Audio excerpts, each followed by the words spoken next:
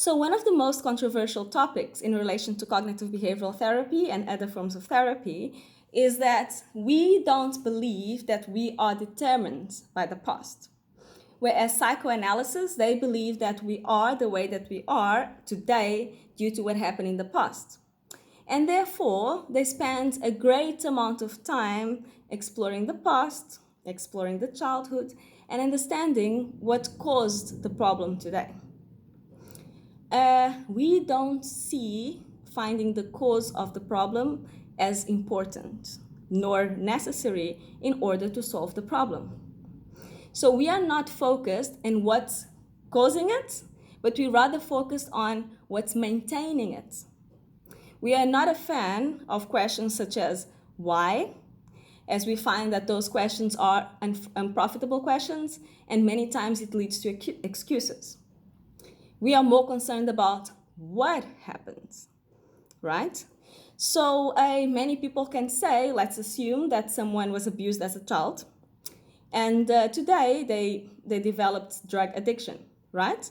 So they're going to make the connection and say, listen, I have a drug addiction because I was abused as a child, right? That is what we call AC connection, which is, I will explain to you later about the ABCDE model in another subject, but they believe that the event caused the outcome, right? So we think differently. We believe that our belief about what happened is what caused the problem, right? If by any means abuse led to drug addiction, 100% of the people that were abused as children would have developed drug addiction, which is not the case. So the most important question is, what are those people doing differently than what you're doing that allow them to live a more meaningful and happier life?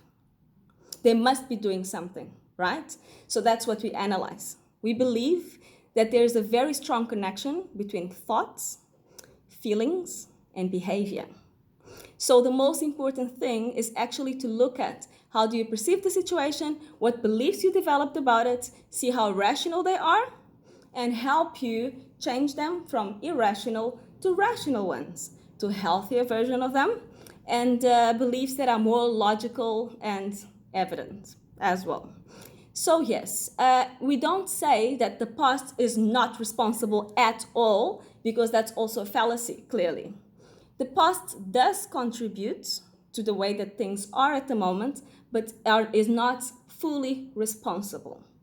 So we find very important for us to actually have accountability for the way that things are today and move away from being a victim or a puppet of the past into actually being the writer of your own life, of the present moment.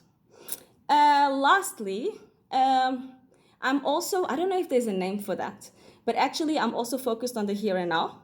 I believe in the here and now, and I don't believe much in the past, because we're all in process of change anyways. So the person that I was a month ago, a week ago, even yesterday, it's not the same person that I am today, because we're constantly going through process of change, through experiences, through thoughts, through input, or whatever it is.